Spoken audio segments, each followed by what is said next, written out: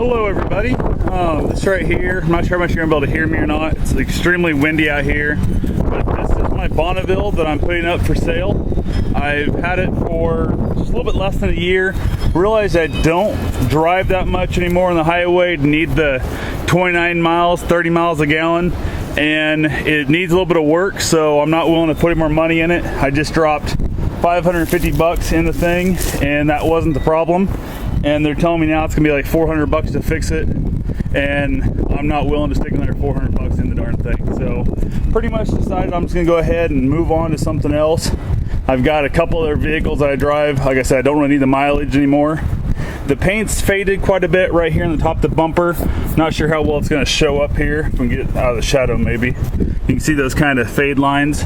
There's a handful where the clear coat is trying to, basically it's discolored and trying to flake off a little bit on the trunk lid. Handful of scuffs and scrapes and all that good stuff.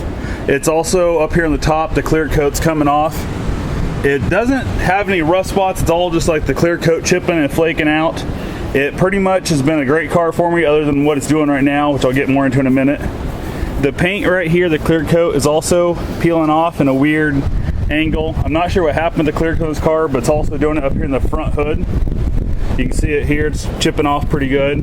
Also right here, of course that doesn't affect, this one goes all the way down to the black plastic on the bumper. Not sure how much is showing up out here in the sun and that, but it's definitely, you know, not a show queen by any means. The black is also flaking off the door trim right here by the window between the two doors. You can see obviously the aluminum beneath it.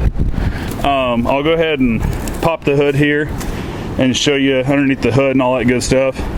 It does have keyless entry, cruise, AM, FM, power windows and locks, power trunk, all that normal stuff. Pretty much what we got underneath here.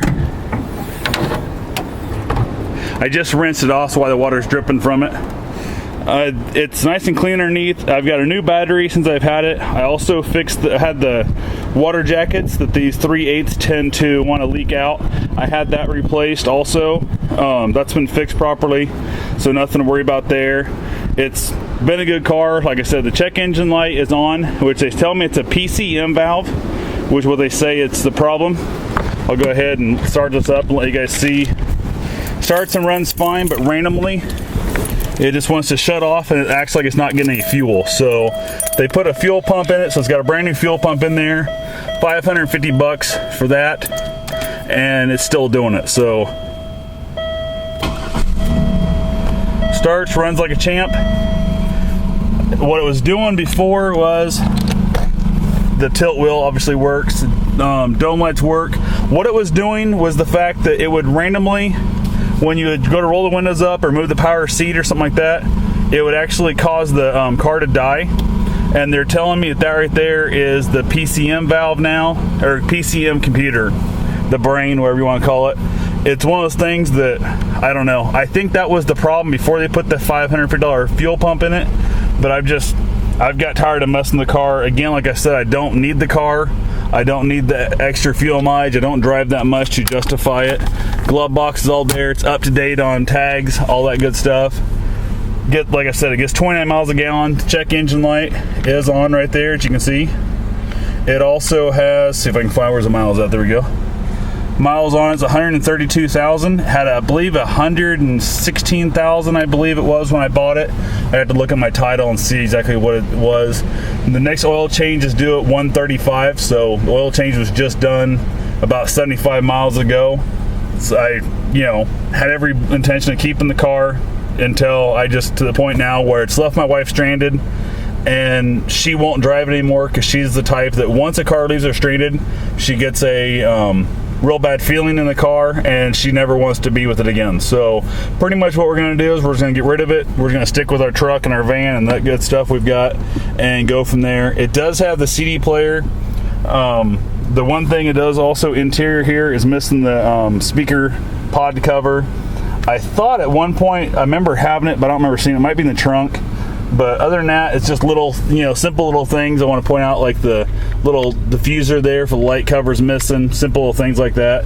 And the vent here is messed up where the You can't adjust left or right. You can see it's busted there. Again, no big deal. You can pick them up at a junkyard, super cheap, super easy. I just haven't done it because I guess I was waiting for it to warm up. That happened this winter. I was waiting for it to warm up this summer, and I don't plan on having it this summer. So pretty much what we got. Other than that, don't really know much about it. It does have driving lights. Like I said, power seat, power windows, all that good stuff. Also power trunk, which right now I'll pop and show you, but it's full of pop bottles I haven't taken back in yet, the Redemption Center. That's where I was going last time it died. So pretty much what it is, it has all new brakes on it, front and rear. There's a bit of a grind coming from the rear brakes, and I believe it's rear brakes, might be the front brakes, I don't know. It's been in the shop twice, to the same shop, and we put new drums on it, all new pads, new rotors, new calipers, all that crap front and rear, and it's still doing it. So I'm not sure. It doesn't affect it stopping. It still stops fine. All that kind of stuff. Just has a small sound. Although ironically, when I take it to the shop, I can't get it to reproduce the sound there. It only reproduces it when I have it. It's not from the mechanic. So you guys know how that crap works. Same with the whole fact when it dies randomly and won't start again, or spits and sputters like crap. I have to let it sit for about 5-10 minutes. It'll start up and run fine for another week or two.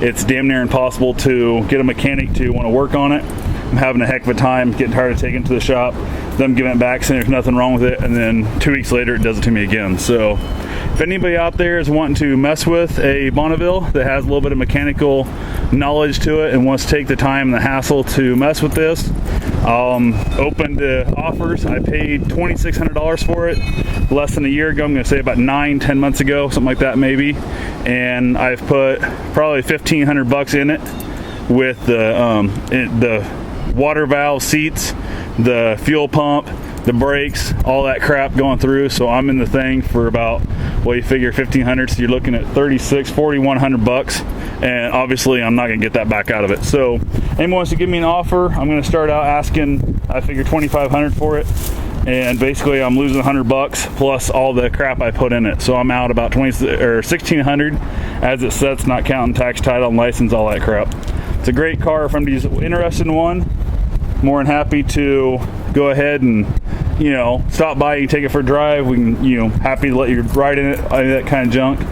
We just might have to be towed back home again because it'll go a month, won't have a problem at all, and then out of nowhere I'll do it twice in one day. So anyway, hope this explains anything to you. If you guys have any questions, feel free to shoot me an email here or ask them on here, and I'll be happy to answer as best I can. Have yourself a safe and wonderful day. Thanks for watching.